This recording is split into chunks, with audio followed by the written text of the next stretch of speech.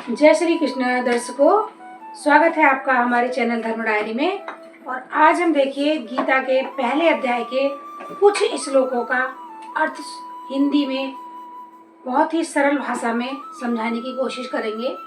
और आइए हम अपनी गीता का पाठ शुरू करते हैं। जीवन में शांति, सुख तथा आध्यात्मिक उन्नति का मुख्य सिद्धांत मानव समाज में अच्छी संतान का होना है।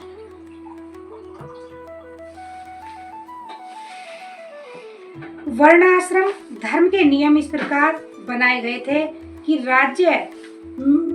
राज्य तथा जाति की आध्यात्मिक उन्नति के लिए समाज में अच्छी संतान उत्पन्न हो।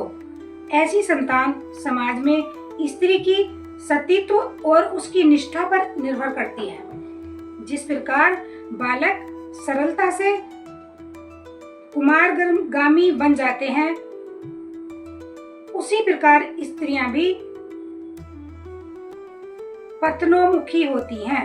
अतः बालकों तथा स्त्रियों दोनों को ही समाज के वयोवृद्धों का संरक्षण आवश्यक है। स्त्रियां विभिन्न धार्मिक प्रथाओं में संलग्न रहने पर व्यभिचारिणी नहीं होंगी।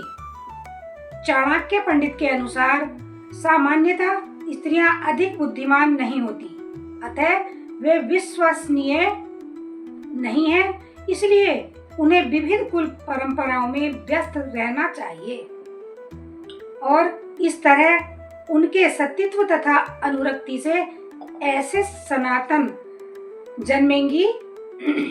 संतान जन्मेंगी जो वर्णाश्रम धर्म में भाग लेने के योग्य होंगी। सकाम कर्म के विविध दानों के अनुसार कुल के पितरों को समय समय पर जल तथा पिंडदान दिया जाना चाहिए। यह दान विष्णु पूजा द्वारा किया जाता है, क्योंकि विष्णु को अर्पित भोजन के उच्छिष्ट भाग के खाने से सारे पाप कर्मों से उद्धार हो जाता है। कभी कभी पितृगण विभिन्न प्रकार के पाप कर्मों से ग्रस्त हो जा सकते हैं और कभी कभी उनमें से कुछ को स्थूल शरीर प्राप्त न हो सकने के कारण उन्हें प्रेतों के रूप में सूक्ष्म शरीर धारण करने के लिए बाध्य होना पड़ता है। अतः जब वंशजों द्वारा पितरों को बच्चा प्रसाद अर्पित किया जाता है तो उनका प्रेत योनि या अन्य प्रकार के दुखमय जीवन से उद्धार होता है। पितरों को इस तरह की सहायता पहुंचाना कुल परंपरा है और जो लोग भक्ति का जीवन यापन नहीं करते उन्हें ये अनुष्ठान करने होते हैं। केवल भक्ति करने से मनुष्य सैकड़ों या हजारों पितरों को ऐसे संकटों से उबार सकता है। सनातन धर्म का वर्ण आश्रम धर्म द्वारा निर्धारित मानव समाज के चारों वर्णों के लिए सामुदायिक योजनाएं तथा पारंपरिक कल्याण कार्य इसलिए नियोजित हैं कि मनुष्य चरम मोक्ष प्राप्त कर सके।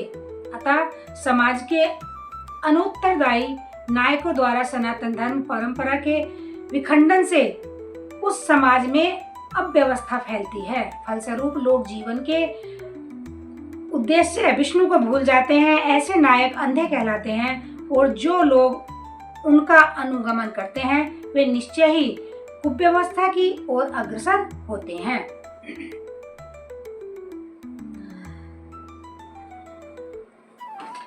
स्वार्थ के वशीभूत होकर मनुष्य अपने सगे भाई, बाप या माँ के वध जैसे पाप कर्मों में प्रवृत्त हो सकता है।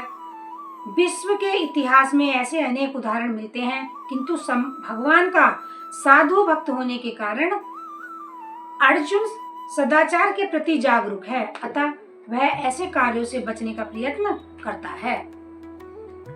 क्षत्रियों के युद्ध नियमों के अनुसार ऐसी प्रथा है कि निहत्थे तथा विमुख शत्रु पर आक्रमण न किया जाए, किंतु अर्जुन ने निश्चय किया कि शत्रु भले ही इस विषय अवस्था में उस पर आक्रमण कर दे, किंतु वह युद्ध नहीं करेगा।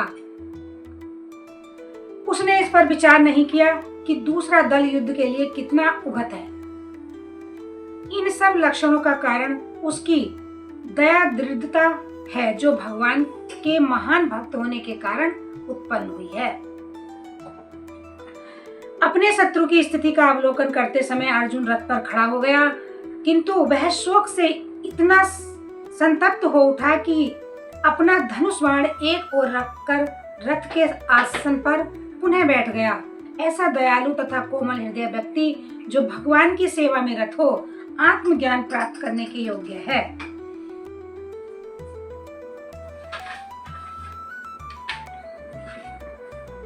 जय श्री कृष्ण दर्शकों, देखिए आज का हमारा ये पाठ यहीं समाप्त होता है और मिलते हैं अगली वीडियो में दूसरे अध्याय के अर्थ के साथ। और अगर आपको हमारा ये थोड़ा सा अर्थ समझ आया हो तो हमारा चैनल सब्सक्राइब करें और लाइक करें। धन्यवाद। जय श्री कृष्ण।